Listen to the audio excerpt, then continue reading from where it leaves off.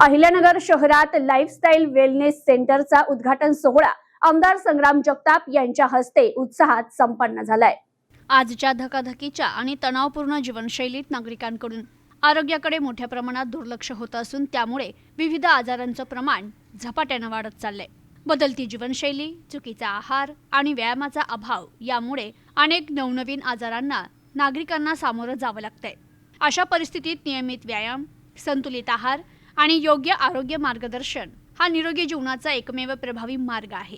Lifestyle wellness centre या माध्यमातून नागरिकांना आरोग्यदायी जीवनशैलीबाबत योग्य मार्गदर्शन मिळणार असून त्यातून प्रत्येकाचं आरोग्य सदृढ, निरोगी आणि आनंदी राहण्यास मोठी मदत होईल असं प्रतिपादन आमदार संग्राम जगताप यांनी केले।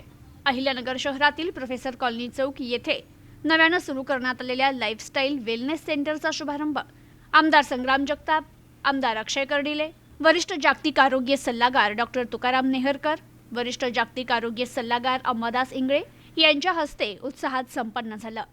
यावेळी महापौर ज्योती गाडे, भाजप शहर जिल्हाध्यक्ष अनिल मोहिते, माजी महापौर भगवान फुलसौंदर, स्थायी समिती माजी सभापती मनोज कोतकर, नगरसेवक Revannath Pawar, Sunil Bhosale sir, GST deputy commissioner doctor Vanita Patil Kolhapur, Jalindar Kotkar, Rashtrawadi Congress शहर युवक जिल्हाध्यक्ष सूरज कोतकर, प्राध्यापक माणिकराव विधाते, दगडूमामा पवार, संचालक तथा माजी नगरसेवक सुनील कोतकर, नम्रता कोतकर, मंजुषा शेलार, संजय शेलार, कल्याणी ठुबे, भरत ठुबे, साक्षी ताठे, अनिकेत ताठे, आरती ठुबे, किशोर ठुबे, तेजस्विनी कोतकर, अनिल कोतकर, प्रांजली खटके, विजय खटके, शुभम शेलार आदींसह मान्यवर नागरिक उपस्थित होते।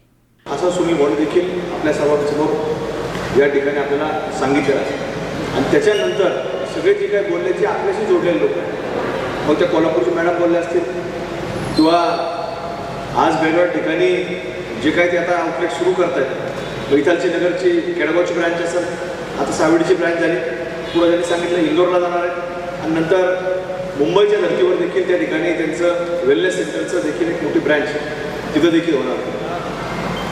वेलनेसच्या बाबतीमध्ये आपण हे नाव सातत्याने ऐकतो, तर सुनील भाऊ आपण किती जरी कोणाला समजून सांगायचा प्रयत्न केला, तुम्हाला दोघांना सर लोक फार काय ऐकत असतात। जर स्वतः त्रास काहीतरी होतो आणि मग तुम्ही सांगितलं त्याला जर लक्षात आलं की याचा त्रास कमी होतोय, मग मात्र माणूस तुम्हाला सांगतो जाग्यावर राहायचं। त्यामुळं ज्याला त्रास होतो त्याला पहिली सांगायचं। एखादा म्हणा ना मला अमुक त्रास होतो, त्याला सांगा तुम्ही हे सकाळी जर लवकर उठायचं चालू करा, असं रात्री लवकर झोपायचं सांगू ना, ते काय केलं पण सकाळी उठायला लावलं की ऑटोमॅटिक रात्री लवकर झोपतो। त्यामुळे त्याचं रात्रीचं उलटं सांग, सरळ सांगायचं की सकाळी लवकर उठायचं। सकाळी किती वाजता उठायचं तुमच्या टाईम तुम्ही सांगितलेलं 5 वाजता उठायचं आणि मग 5 वाजता उठल्यानंतर 5:30 ला सगळं सुरू झालं, 5:30 ते 7:30 म्हणजे हा टायमिंग सुरू झाला की मनुष्य ऑटोमॅटिक सर्व शरीराची सायकल ही जागेवरती।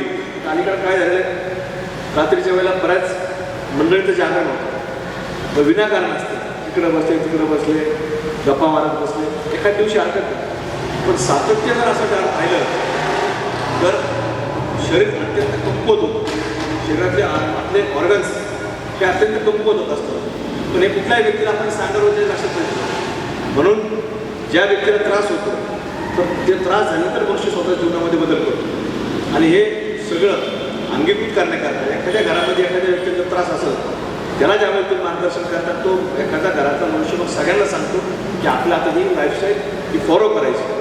आणि म्हणून आता कुठेतरी आपल्या माध्यमातून आपल्या ब्रँचेसच्या माध्यमातून आता बरेचशी लोक ही जोडली गेली आहेत। म्हणजे आज महाराष्ट्रामध्ये जेवढी लोक तुम्ही जोडली, किती लोक जोडले जातात ऑनलाईन? 5 लाख कोचेस म्हणजे आज जवळपास 6-7 लाख लोक तरी एक किंमत किंवा तुमच्याशी जोडलेले आहेत। आणि मला वाटतं की 6-7 लाख लोक जे तुमच्याशी जोडले गेले तर यांना कुठल्याही प्रकारे शरीराला जे काही आजार आहेत हे 10 वर्षाचा एखादा आजार उद्भवणार असेल तो किमान तो 25 वर्षानंतर उद्भवणार, अशा प्रकारची आता परिस्थिती तुमच्या सर्वांच्या माध्यमातून झालेली आहे। कारण की जीवनामध्ये काय असतं, एखाद्याचं आता जीवनमान एखाद्या परमेश्वराने जेवढं दिलं तेवढंच राहणार, पण कमीत कमी आपण जीवन जगत असताना जे आयुष्यमान असेल तितकं निरोगी राहिलं पाहिजे याच्याकरता देखील आपण प्रत्येकाने प्रयत्न केले पाहिजे। शेवटी शेवट कोणाच्या कुठं लिहिलेलं आहे आपण तर काही सांगू शकतो, पण कमीत कमी निरोगी राहणं हे तरी आपल्या हातात असतं। त्यामुळे आपण प्रत्येक व्यक्तीने हे दिनचर्या हे जे काही सांगतात, हे मंडळी जे सांगतात ते याचा कुठेतरी चांगल्या विचाराचं अनुकरण केलं पाहिजे. आज प्रत्येक व्यक्तीला वाटतं बाहेरून तो फिट असतो, प्रत्येकाला वाटतं मी फार फिट आहे, मी फार व्यायाम करतो, मी फार अमुक करतो. आता इथं बरेच लोक बसलेले आहेत. इथं भरत मामू पवार बसलेला आहे, इथं अशोकराव आमचे खोकराळे बसले, आता 2-4 जण आहेत फिट. तर तुम्ही बाकीच्या लोकांना फिट केलं पाहिजे. जसं सुनील भाऊने आज स्वतः फिट झाले, बाकीचे लोक फिट केले. तुम्ही काय होतं, तुम्ही ज्ञान देत नाही, ज्ञान दिल्याने वाढत असतं. त्यामुळे तुम्ही इतरांना सुद्धा ज्ञान देत जा. मला शुभम गिगे पडे ते अजून काही ज्ञान देताना दिसला नाही मला लोकांना. असे ही लोक एकमेकांना जोडली गेली पाहिजे. कारण की आपलं चांगलं जे काय असतं आपण निश्चित लोकांना सांगितलं पाहिजे, लोकांनाही फॉलो करायला लावलं पाहिजे. त्याच्यात लोक फिट राहण्यामध्ये, निरोगी राहण्यामध्ये हे कुठेतरी मदत होईल. जो व्यक्ती फिट राहतो, निरोगी राहतो, त्याच्या जीवनामध्ये तो उत्साही राहतो, आनंदी राहतो. आणि त्याच्या माध्यमातून आपला नोकरी असेल, व्यवसाय असेल, जे काही आपण करत असेल त्याच्यामध्ये देखील आपल्याला कोणतरी सकारात्मक ऊर्जा निर्माण झाली तर आपण अधिक काम करू शकतो. पण हे सगळी जीवनशैली ही चांगल्या पद्धतीने आपण प्रत्येक व्यक्तीने अंगीकृत आणली पाहिजे. आणि म्हणून कुठेतरी आज तुम्ही पुढाकार घेताय. महाराष्ट्रामध्ये वेगवेगळ्या जिल्ह्यांमध्ये तुम्ही जाता, सारखे तुमचे सेमिनार असतात. आमचे गोरख भाऊ सुद्धा आता विचारलं मी त्यांना तुम्ही फॉलो करता ते हेच येते. पण असे लोक जोडले गेले पाहिजे, चांगल्या मोठ्या प्रमाणात जोडले गेले पाहिजे. आणि याच्यातनं म्हणजे हे हेल्दी राहणं म्हणजे उद्या जर अनेक लोक, शेकडो लोक जर जोडले गेली, आज लाखो लोक जोडले, म्हणजे महाराष्ट्राची लोकसंख्या जवळपास 11-11.5 कोटी. हळूहळू हा आपला आकडा कोटीपर्यंत जर गेला तर निश्चित रूपानं या महाराष्ट्रामध्ये म्हणजे आरोग्याच्या बाबतीमध्ये आपण वेगळी संकल्पना महाराष्ट्रामध्ये मांडू शकतो. ही फिट महाराष्ट्र आणि त्याच्यात फिट इंडिया याच्यापर्यंत निवड जाऊ शकतो. तशा प्रकारे सर्व लोकांनी पुढाकार घेणं गरजेचं आहे. त्यामुळे याच्यातून जरी एखाद्या लोकांना वाटलं मला फायदा नाही झाला, पण फायदा जर झाला तर नुकसान होणार नाही याची खात्री हे सगळे मंडळी तुम्हाला सातत्याने देतील. त्यामुळे आपण प्रत्येकाने आज कुठेतरी दिनचर्या फॉलो करा. याच्यातून चांगल्या प्रकारे आपल्याला जे काही घेता येईल ते घ्या. आणि असेच तुम्ही सगळे मंडळी मग दोघंही तुम्ही मान्यवर असतील, तुमच्याबरोबर हे असतील, सगळे लोक सातत्य ठेवून तुम्ही काम करत जा. तर बऱ्याच वर्षात लोक जोडलेले आहेत, सगळ्यांनी आपापला अनुभव सांगितला. पण निश्चित आम्हाला या लोकांनी जर वेळ दिला, मार्गदर्शन केलं तर आम्ही सुद्धा तुमचं दिनचर्या हे फॉलो करण्याकरता आम्ही प्रयत्न करू. ते फक्त तुम्ही आणून दिलं, पण काय करायचं अजून सांगितलं.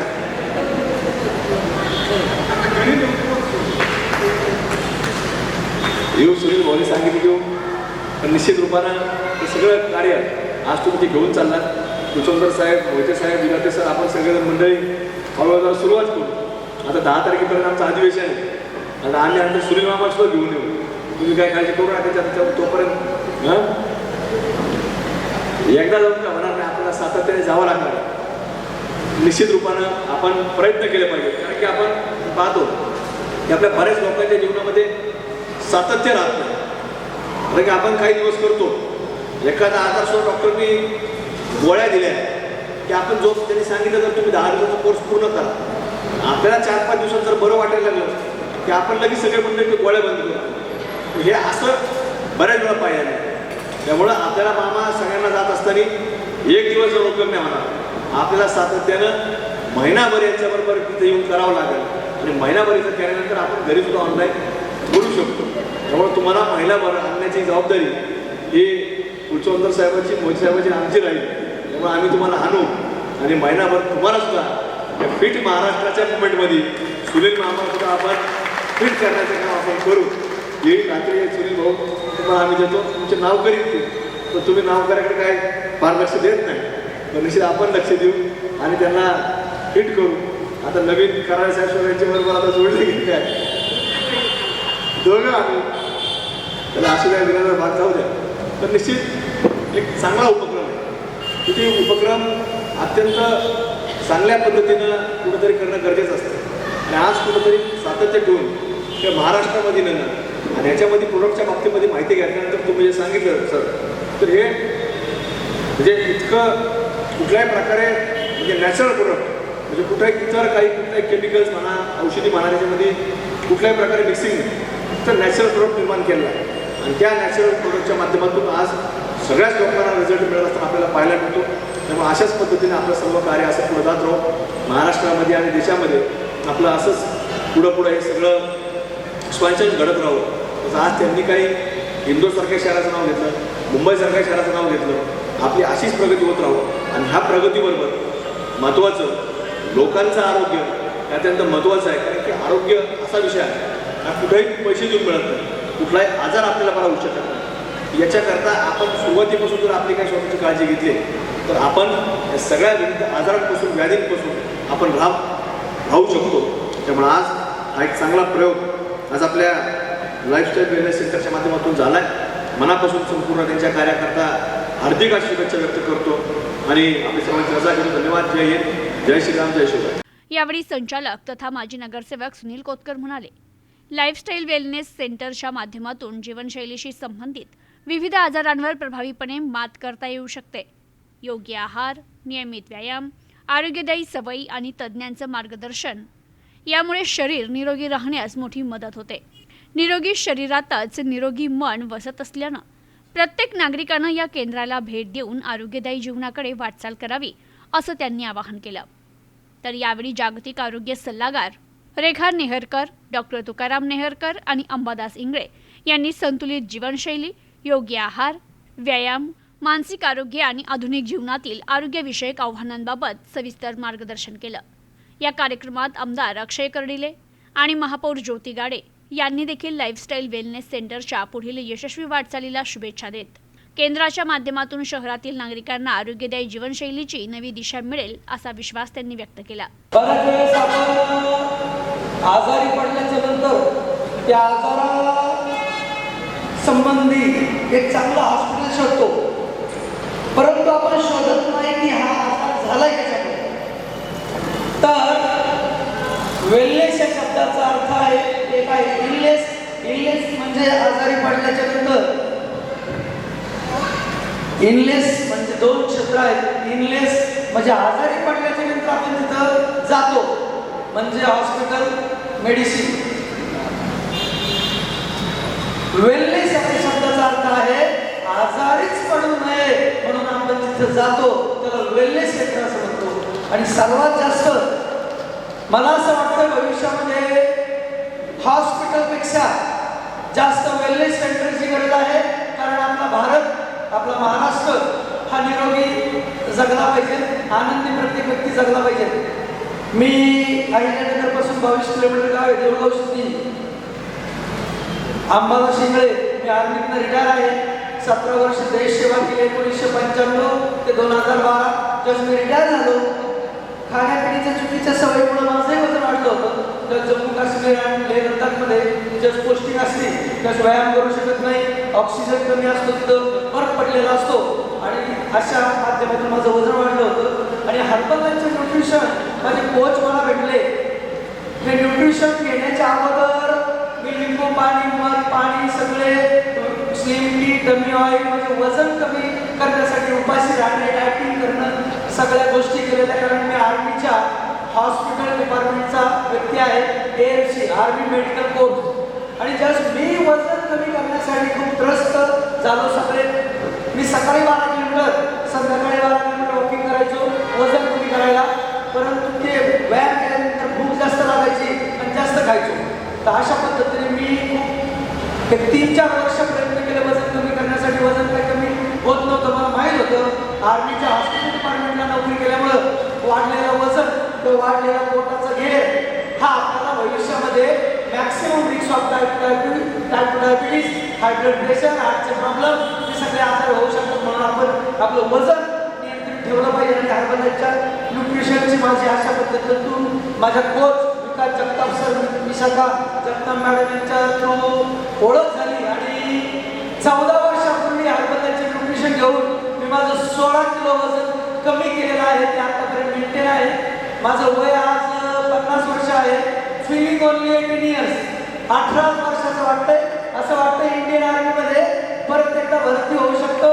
भारत माता की. प्रतिनिधी मोहसिन शेख, न्यूज टुडे 24, अहिल्यानगर.